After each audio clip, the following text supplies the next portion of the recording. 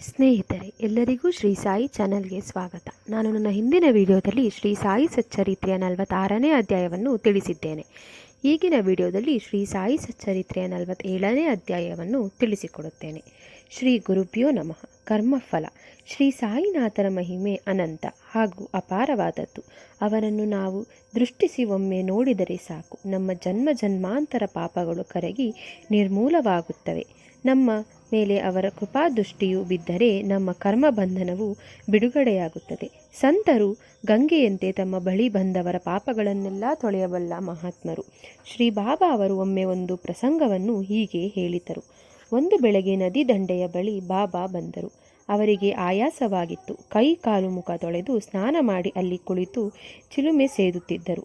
ಆಗ ಒಂದು ಕಪ್ಪೆ ಒಟಗುಟ್ಟುತ್ತಿರುವುದು ಕೇಳಿಸಿತು. ಒಬ್ಬ ದಾರಿ ಹೋಕನು ಅಲ್ಲಿಗೆ ಬಂದನು.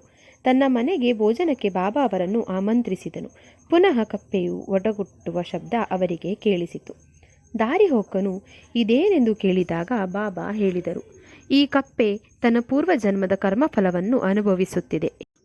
ಹಿಂದೆ ಮಾಡಿದ್ದುದನ್ನು ಅನುಭವಿಸಲೇಬೇಕು. ಇದರ ಬಗ್ಗೆ ದುಃಖಿಸಿ ಪ್ರಯೋಜನವಿಲ್ಲ. ಈಗ ನೋಡು, ಕಪ್ಪೆ ಹಾವಿನ ಬಾಯಿಗೆ ಸಿಕ್ಕಿದೆ ಎಂದರು. ಇನ್ನೇನು ಕಪ್ಪೆಯು ಹಾವಿನ ಬಾಯಿಗೆ ಸಿಕ್ಕು ಸಾಯುತ್ತದೆ ಎನ್ನುವಾಗ ಬಾಬಾ, ಅದು ಅಸಾಧ್ಯ. ಕಪ್ಪೆಯನ್ನು ರಕ್ಷಿಸಲು ನಾನು ಇಲ್ಲಿರುವಾಗ ಅದನ್ನು ಹೇಗೆ ಸಾಯಿಸಲು ಬಿಡುತ್ತೇನೆ ಎಂದರು. ಬಾಬಾ ಹಾವಿನ ಬಳಿಗೆ ಹೋಗಿ, ವೀರಭದ್ರಪ್ಪ, ನಿನ್ನ ಶತ್ರು ಬಸಪ್ಪ ಕಪ್ಪೆಯಾಗಿದ್ದಾನೆ, ಇನ್ನೂ ದ್ವೇಷವೇ ಎಂದರು. ಆಗ ಸರ್ಪವು ಕಪ್ಪೆಯನ್ನು ಬಿಟ್ಟು ನೀರೊಳಗೆ ಓಡಿತು. ಕಪ್ಪೆಯು ಅಲ್ಲಿಂದ ಮಾರೆಯಾಯಿತು. ದಾರಿ ಹೊಕ್ಕನಿಗೆ ಆಶ್ಚರ್ಯವಾಯಿತು. ನಿಮ್ಮ ಮಾತು ಕೇಳಿದ ನಂತರ ಹಾವು ಕಪ್ಪೆಯನ್ನು ಹೇಗೆ ಬಿಟ್ಟು ಹೋಯಿತಲ್ಲ, ಏನಾಶ್ಚರ್ಯ, ಯಾರೀ ಬಸಪ್ಪ ವೀರಭದ್ರಪ್ಪ ಎಂದು ಬಾಬಾ ಅವರನ್ನು ಕೇಳಿದನು. ಆಗ ಸಾಯಿಯವರು ಈ ಕಥೆಯನ್ನು ಆತನಿಗೆ ಹೇಳಿದರು. ನಾನು ಹಿಂದೆ ನೆಲೆಸಿದ್ದ ಊರಿನಿಂದ ಸ್ವಲ್ಪ ದೂರದಲ್ಲಿ ಒಂದು ಶಿವನ ದೇವಾಲಯವಿತ್ತು. ಅದು ಬಹಳ ಹಳೆಯದಾಗಿತ್ತು, ಬಿದ್ದು ಹೋಗಿತ್ತು. ಅಲ್ಲಿಯ ನಿವಾಸಿಗಳು ಅದರ ಜೀರ್ಣೋದ್ಧಾರಕ್ಕಾಗಿ ಹಣ ಸಂಗ್ರಹಿಸಿದರು. ಈ ಹಣದ ಮೇಲ್ವಿಚಾರಣೆ ಒಬ್ಬ ಶ್ರೀಮಂತನದ್ದಾಗಿತ್ತು. ಅವರು ಇದರಲ್ಲಿ ಹಣ ತಿಂದು ಹಾಕಿ ಕೆಲಸವನ್ನು ಅರೆಬರೆ ಮಾಡಿದನು. ಇದಾದ ಕೆಲವು ದಿನಗಳ ನಂತರ ಆ ಶ್ರೀಮಂತರ ಪತ್ನಿಗೆ ಕನಸಾಯಿತು. ಶಿವನು, ನೀನು ಈ ದೇವಾಲಯದ ಗೋಪುರದ ಕೆಲಸಕ್ಕೆ ಕೈ ಹಾಕು, ನಿನಗಾದ ಖರ್ಚಿನ 100 ಪಟ್ಟು ಹಣ ನಾನು ನಿನಗೆ ನೀಡುತ್ತೇನೆ ಎಂದು ಹೇಳಿದಂತಾಯಿತು. ಶ್ರೀಮಂತನು ತನ್ನ ಪತ್ನಿಯಿಂದ ವಿಚಾರ ತಿಳಿದು ಇದೆಲ್ಲ ಭ್ರಮೆ ಎಂದು ಆಕೆಯ ಮಾತನ್ನು ತಿರಸ್ಕರಿಸಿದ. ಕೆಲವು ದಿನಗಳ ನಂತರ ಶಿವನು ಮತ್ತೆ ಆಕೆಯ ಸ್ವಪ್ನದಲ್ಲಿ ಕಾಣಿಸಿಕೊಂಡು, ನಿನ್ನ ಗಂಡನ ವಿಚಾರ ಬಿಡು, ನೀನು ಸ್ವಂತ ಹಣವನ್ನು ಖರ್ಚು ಮಾಡು, ಗೋಪುರ ನಿರ್ಮಿಸು ಎಂದನು. ಆಕೆ ತನ್ನ ತವರಿನಲ್ಲಿ ಕೊಟ್ಟಿದ್ದ ಆಭರಣಗಳನ್ನು ಮಾರಬೇಕೆಂದು ನಿರ್ಧರಿಸಿದಳು.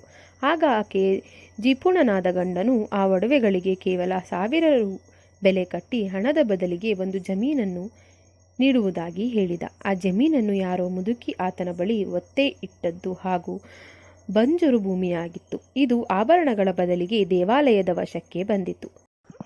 ಕೆಲವು ದಿನಗಳಲ್ಲಿ ಸಿಡಿಲು ಬಡಿದು ಆ ಶ್ರೀಮಂತನ ಹೆಂಡತಿ ಹಾಗೂ ಮುದುಕಿ ಸತ್ತರು. ಆ ಜಿಪುಣನು ಮುಂದಿನ ಜನ್ಮದಲ್ಲಿ ವೀರಭದ್ರಪ್ಪ ಎಂಬ ಹೆಸರಿನಿಂದ ಜನ್ಮ ತಾಳಿದನು. ಆತನ ಹೆಂಡತಿ ಶಿವ ದೇವಾಲಯದ ಅರ್ಚಕನ ಮಗಳಾಗಿ ಜನಿಸಿದಳು.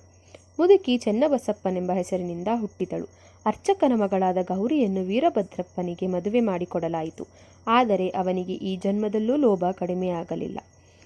ಸ್ತ್ರೀಧನವಾಗಿ ಬಂದಿದ್ದ ಆ ಜಮೀನಿಗೆ 1 ಲಕ್ಷ ರೂಪಾಯಿ ಬೆಲೆ ಸಿಕ್ಕಿತು. ಬಾಬಾ ಅವರು ಗೌರಿಗೆ ಇದರ ಹಣ ಬರಬೇಕೆಂದು ತೀರ್ಮಾನಿಸಿದಾಗ ಆಕೆಯ ಪತಿ ಹೆಂಡತಿಯನ್ನು ತೆಗಳಿ ಬಾಬಾ ಅವರನ್ನು ಬೈದನು. ಆ ರಾತ್ರಿ ಶಿವನು ಗೌರಿಯ ಕನಸಲ್ಲಿ ಕಾಣಿಸಿಕೊಂಡು, ಈ ಹಣ ಸಂಪೂರ್ಣವಾಗಿ ನಿನ್ನದೇ, ಇದನ್ನು ಯಾರಿಗೂ ಕೊಡಬೇಡ, ಚೆನ್ನಬಸಪ್ಪನನ್ನು ಭೇಟಿ ಮಾಡು, ಹಣದಲ್ಲಿ ಸ್ವಲ್ಪ ಭಾಗ ದೇವಾಲಯಕ್ಕೆ ವಿನಿಯೋಗಿಸು, ನಿನ್ನ ಖರ್ಚಿಗೆ ಬಾಬಾ ಅವರ ಸಲಹೆ ತೆಗೆದುಕೋ ಎಂದು ನುಡಿದನು. ಗೌರಿಯು ಈ ಬಗ್ಗೆ ಬಾಬಾ ಅವರ ಸಲಹೆ ಕೇಳಿದಳು. ಬಾಬಾ, ಅಸಲು ನೀನೇ ಇಟ್ಟುಕೋ, ಬಡ್ಡಿಯನ್ನು ಅರ್ಧ ಭಾಗ ಚೆನ್ನಬಸಪ್ಪನಿಗೆ ಕೊಡು, ವೀರಭದ್ರನಿಗೆ ಇದರಲ್ಲಿ ಯಾವ ಹಕ್ಕೂ ಇಲ್ಲ ಎಂದರು. ಈ ವಿಷಯ ವೀರಭದ್ರಪ್ಪನಿಗೆ ತಿಳಿದಾಗ ಆತನು ಚೆನ್ನಬಸಪ್ಪನೊಡನೆ ಜಗಳವಾಡುತ್ತಾ ಬಾಬಾ ಅವರ ಬಳಿ ಬಂದನು. ಅವರು ಆತನನ್ನು ಸಮಾಧಾನಪಡಿಸಲು ಯತ್ನಿಸಿದರು. ಚೆನ್ನಬಸಪ್ಪ, ಬಾಬಾ ನನ್ನನ್ನು ರಕ್ಷಿಸು ಎಂದು ಮೊರೆಹೊಕ್ಕನು. ಕೆಲ ಕಾಲದ ನಂತರ ಇಬ್ಬರು ಮೃತರಾದರು. ಈಗ ಚೆನ್ನಬಸಪ್ಪ ಕಪ್ಪೆಯಾಗಿಯೂ ವೀರಭದ್ರಪ್ಪನು ಹಾವಾಗಿಯೂ ಜನ್ಮ ತಾಳಿದರು. ಚೆನ್ನಬಸಪ್ಪನಿಗೆ ನೀಡಿದ ರಕ್ಷಣೆಯ ಭರವಸೆಯನ್ನು ಬಾಬಾ ಪಾಲಿಸಿದರು. ಕರ್ಮಫಲವನ್ನು ಅನುಭವಿಸಿಯೇ ತೀರಬೇಕು ಎಂಬುದು ಈ ಕಥೆಯ ನೀತಿಯಾಗಿತ್ತು ಎಂಬಲ್ಲಿಗೆ ಶ್ರೀ ಸಾಯಿ ಸಚ್ಚರಿತ್ರೆಯ 47ನೇ ಅಧ್ಯಾಯವು ಸಂಪೂರ್ಣವಾಯಿತು. ಶ್ರೀ ಸಾಯಿನಾಥಾಯ ನಮಃ. ನಾನು ನನ್ನ ಮುಂದಿನ ವಿಡಿಯೋದಲ್ಲಿ ಶ್ರೀ ಸಾಯಿ ಸಚ್ಚರಿತ್ರೆಯ 48ನೇ ಅಧ್ಯಾಯವನ್ನು ತಿಳಿಸಿಕೊಡುತ್ತೇನೆ. ಈ ವಿಡಿಯೋ ನಿಮಗೆ ಇಷ್ಟವಾಗಿದ್ದಲ್ಲಿ ಲೈಕ್ ಮಾಡಿ, ಶೇರ್ ಮಾಡಿ ಹಾಗೂ ಶ್ರೀ ಸಾಯಿ ಚಾನಲನ್ನು ಸಬ್ಸ್ಕ್ರೈಬ್ ಮಾಡಿ. ಶ್ರೀ ಸಾಯಿನಾಥಾಯ ಮಂಗಳಂ.